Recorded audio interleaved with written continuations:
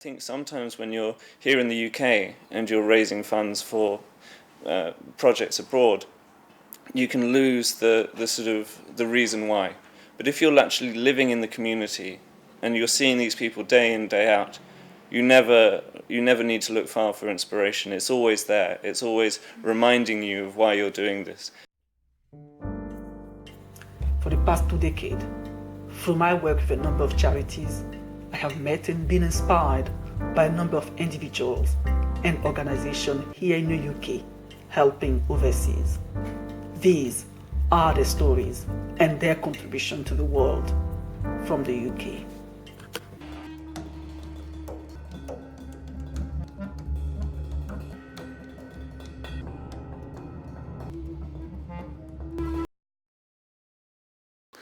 Edwin and Magda, thank you so much for having me today.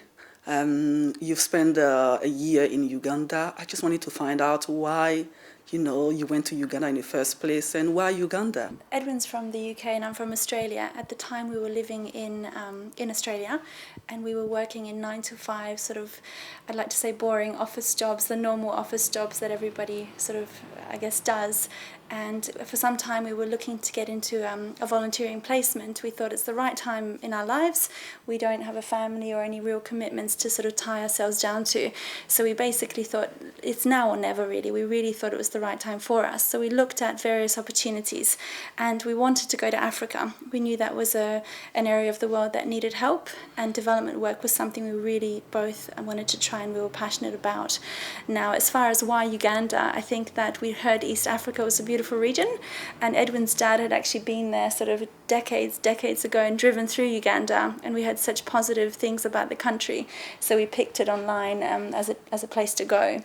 We did, and I think it was also a curiosity, amongst other things, of the unknown and what we weren't expecting. So we wanted to push ourselves and go to a project that would use our skills that we thought we could give to the community. And so we started searching for that. And one of the ways we searched was using the internet. We just basically got online and typed in East Africa voluntary positions. Most volunteers will go for 3 months. 6 months the most. But a year, that seems quite a long time. Well, we initially went out with the intention of going for 6 months. As you say, most people think 6 months or less because that seemed like the right amount of time. But as soon as we got to Uganda, to Kasese, the small village we were based, we realised very, very quickly that there was so much work to be done. And within about 3 months, we decided we needed to stay longer. So we extended for a year. So that's why we ended up there being for that long. I think the sorts of projects that we wanted to undertake, the beekeeping projects and the vocational education project that Magda undertook, although in the planning stages when we were thinking about them we thought, we can do this in 6 months, it became very clear that you can't.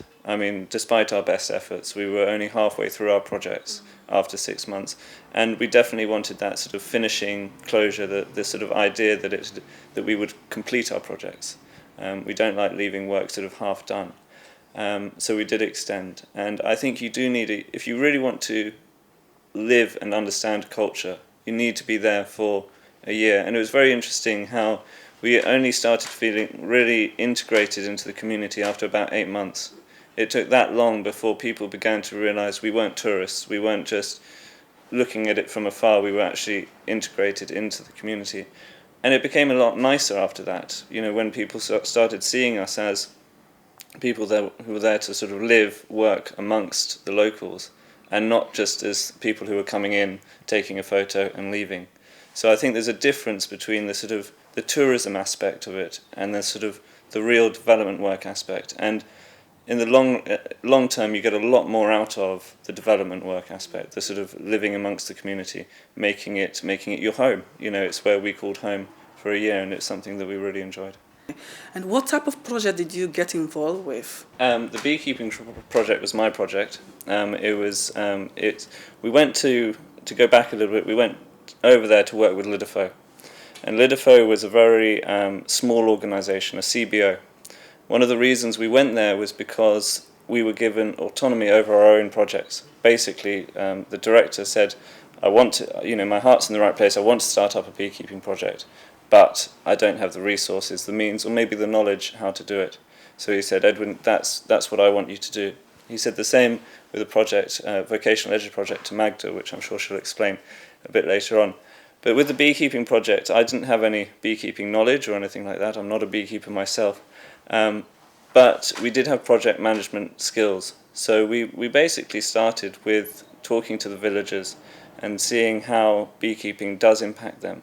And it is a system that really works because it doesn't take up much space. They can have the hives at the end of their plot of land, and they don't need much labour. So women in the families can actually look after the beehives, and it gives a little bit of income every 6 months when they harvest their honey, and it's sustainable because it's year on year. So all it meant was we needed training and a few resources, i.e. some hives, to be able to really get this project off the ground. So we wrote to beekeepers all around the world. We managed to get articles in every beekeeping journal practically, basically sending out an SOS saying we're in the rural Uganda in Kasese in the Ruwenzori Mountains. If you can fund yourselves over to get over here, we can, put you up and make sure you're looked after. And from that, we just need your knowledge. We need you to teach us. And we're happy to say we had about 8 beekeepers come over from all around the world, England, Australia, America, Canada, to give advice and give that vital knowledge. And I managed to get them to train 4 locals very, very thoroughly, who are now excellent beekeepers by anybody's standards. And they, in turn, trained 30 trained 200, and now we have over 700 beekeepers. The beekeeping project has been a remarkable success, and that's thanks partly to the massive commitment of the 8 international beekeepers, as Edwin explained here. They paid for their ticket, they paid for their time over there, and they basically paid for their food and board when they got there. It's an amazing commitment. But I think, especially with beekeepers, when it's a very specific knowledge, you can sort of tap into that sort of resource. But I didn't meet any of them who said, I wish I hadn't done it, it was too expensive or anything. Everyone said, thank you for letting me come and help. It sounds ironic considering they've paid to sort of go and do that sort of work. But when you get over there and you see the need, and you see with the beekeeping project, especially the direct benefit, it is something that everybody can buy into and see working. So it's fantastic. Now, with my project, my background is human resources. So I went out to Uganda, to Kasese, with the Liberty Development Foundation and sort of thought, what can I do to help? And the director saw my skills in HR and organizational development and basically placed me in the vocational college that we had there. The name of the college was Liberty College, and the fantastic thing that Edwin and I loved about it was that it was vocational. So it was hands-on skills like sewing, cooking, journalism, things like this. So students, which were all adults, basically got a tangible skill that they could walk away with at the end of the day. Now, when we arrived, they were basically operating in a very small classroom, tiny size, with just a space outside where they taught under a tree.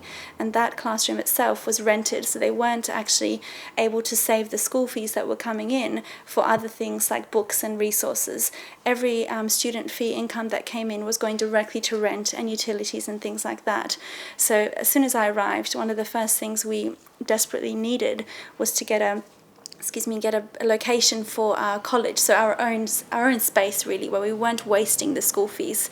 So we put together proposals for a 5-classroom college in order to increase the student numbers. When we arrived, there were 30 students, and then of course we were aiming to increase that number to become an educational institution in the town. So that was a very, very challenging project. In fact, one of the biggest challenges we had when we started was realizing that because Lidifo, the organisation, was so small and just known in Kasese, when we approached companies here in England or in Australia, there wasn't any credibility or any sort of, they didn't know who we were. Of course, Edwin and I were there, but it wasn't good enough. We were just 2 volunteers on the ground, but they needed something more.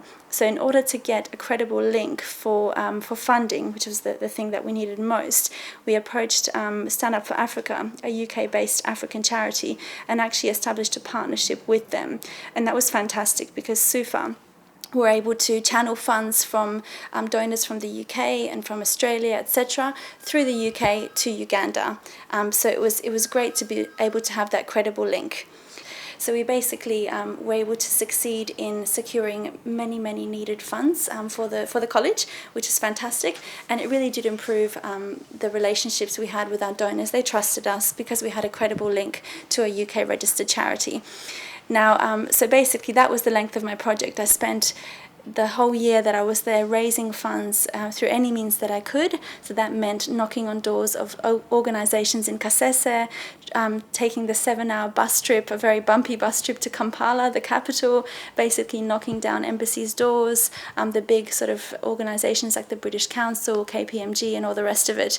So it was a challenge, it really was. And in the end, through the sort of countless of hours and days and weeks of proposal writing, we managed to succeed in getting a large grant through the Netherlands Embassy as well as the Australian High Commission.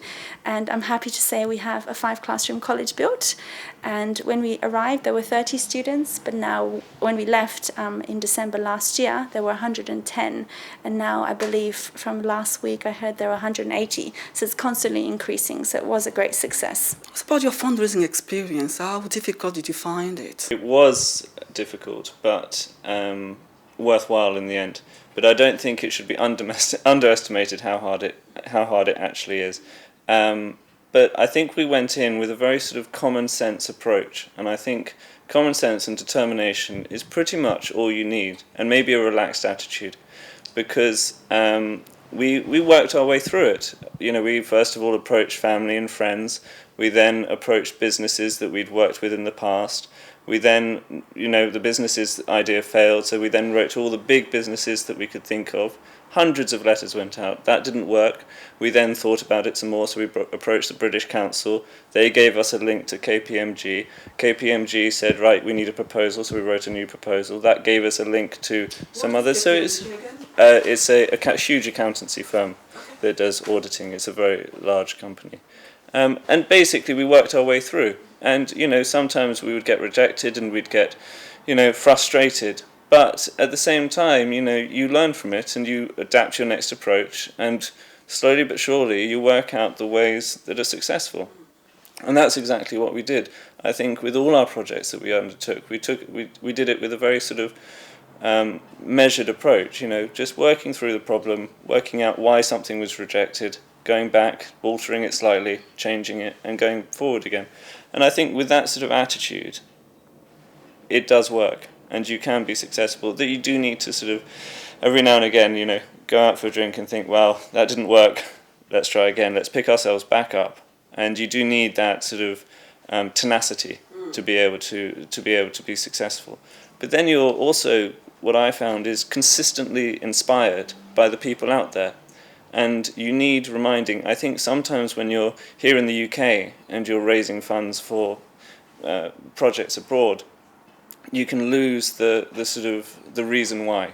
But if you're actually living in the community and you're seeing these people day in, day out, you never need to look far for inspiration. It's always there. It's always reminding you of why you're doing this. And I think that is one of the beautiful things about undertaking these sorts of projects and actually going to live in these communities. Yes, living with the community. How was it? Did you find it difficult? Well, just to sum it up, we absolutely loved it. It was the most amazing year of my life and Edwin's life, and I'm sure we'll never ever take it back for anything. We were lucky enough to work with our director and his wife, and they had 6 children. So it was a fantastic sort of family to be involved in. We were with them every day in the office, and they sort of came over to our home a lot. We actually lived alone in a small house, and whenever we had a volunteer coming to visit, which was quite a lot with the beekeepers and other people, they always stayed with us. So we did have a very nice sort of quite a nice little community in our own house that was constantly changing people and new people coming in. In terms of the challenges and I guess the community itself, getting used to things like the food was different. The variety in the UK and I guess back home, you have so many things that you can have within a minute. You can call and something will be at your door and you can have anything. But over there, we got used to a diet of rice and beans and sort of potatoes and cabbage and things like that, which was by no means was a hardship. It was fine, but it's sort of getting used to things like this. And things like taking power and water for granted. We had power cuts about 3 times a week, sometimes more in Uganda. The water would cut constantly and we'd have to sort of buy bottled water and use that for showering purposes. So it's things like that. But I mean, overall, because it was such an interesting and diverse cultural experience, I mean, you're constantly in awe at the people around you and everyone being so sort of welcoming and kind. And although there were certain things that you thought, oh, I just missed that from England or whatever it may be, it was never a situation where you weren't appreciating where you were, and I was never taking anything for granted. Now tell me, many of the volunteers I have worked with over the years and who have spent time in Africa have often complained about the African time. So, I have to ask, what do you think about the African time? It's frustrating, but also laughable. I mean, we set meetings for Tuesday at 11, and somebody will turn up on Thursday at sort of in the afternoon, and you sort of say, "Well, I was meant to meet you at Tuesday at 11," you know. But they sort of laugh and go, "Oh, this is African time, my friend. Mzungu, you don't understand." Mzungu means white. And it's one of those things. We tried hard to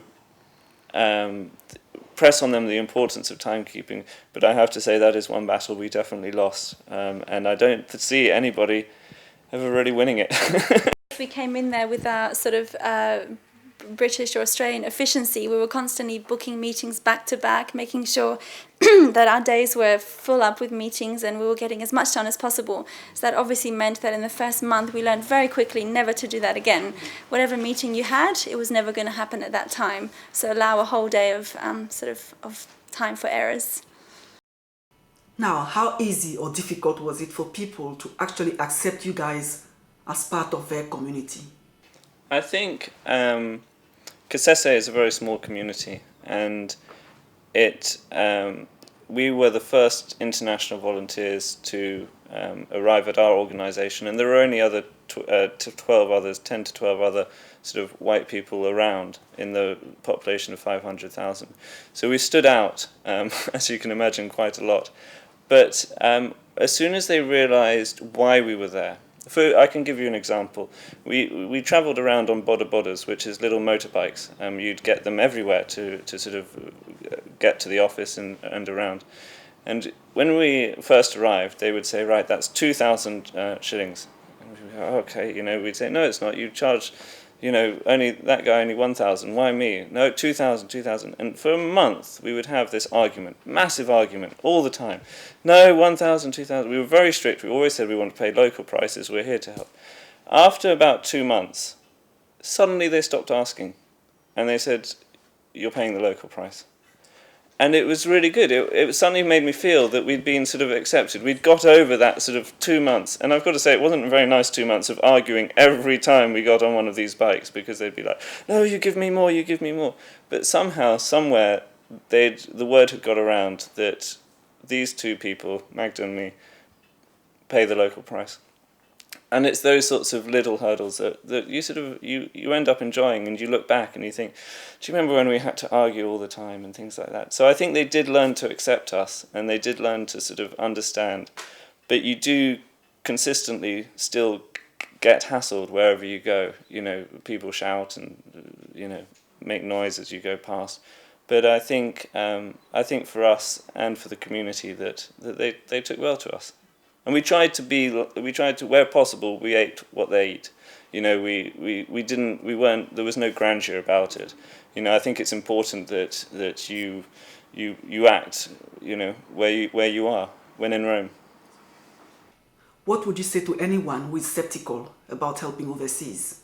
I guess our own personal involvement. We've always given to charities and sort of had that involvement, but I think until you actually undertake a project like this, and I think many people probably think, oh, I'd like to volunteer, I'd like to do this, it sounds interesting, you know, I've heard of these people going out there, perhaps I could try it.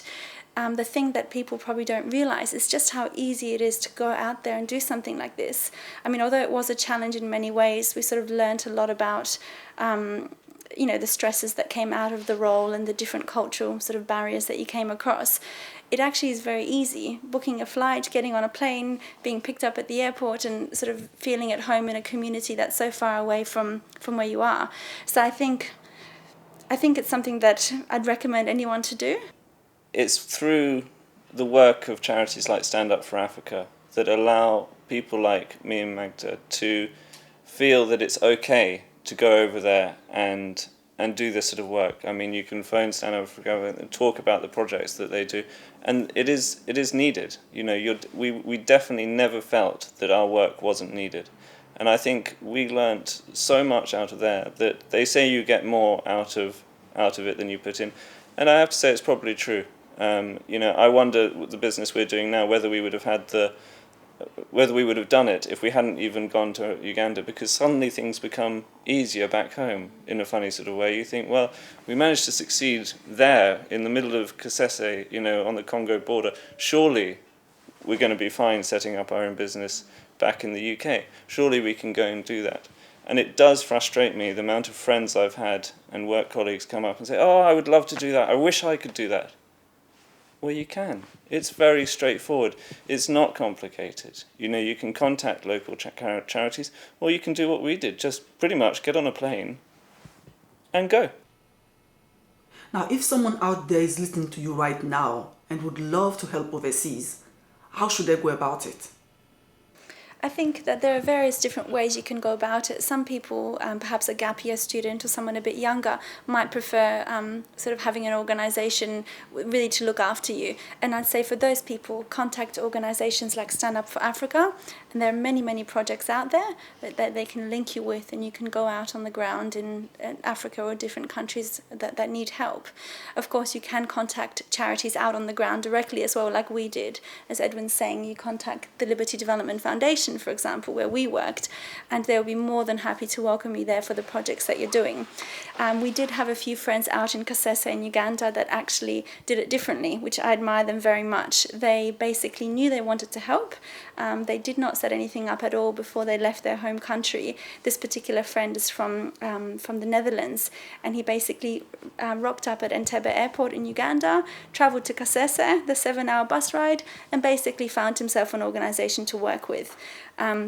And I know some people think, well, that costs a lot of money. You know, you've got to pay for things like your flight, and that's true. You can't avoid that fee.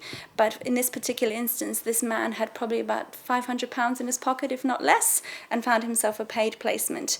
There are charities out there that really want you for your skill, so they would be willing to pay you sort of your wage to get by. And really, in a country like Uganda, it doesn't cost much in terms of food and living.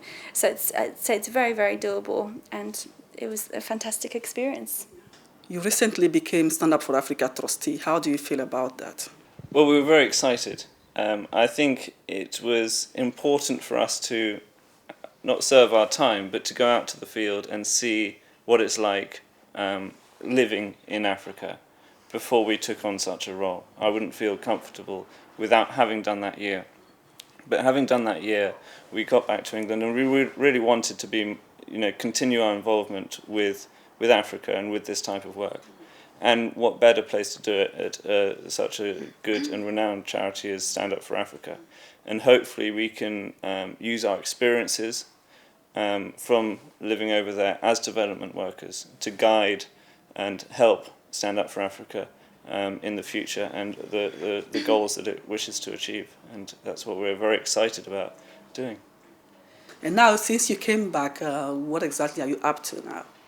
Well, since we've done such an exciting project like a development work out in Africa, we've sort of been hesitant to go back to the 9 to 5 work as the problem was when we started. So we basically thought we'd start our own business. So this whole year we've been sort of researching opening a coffee shop, and that's been a very exciting project. When we were in Uganda, we got to meet a lot of the coffee growers and actually see how the coffee's grown out there. So that was another motivation for doing what we're doing now.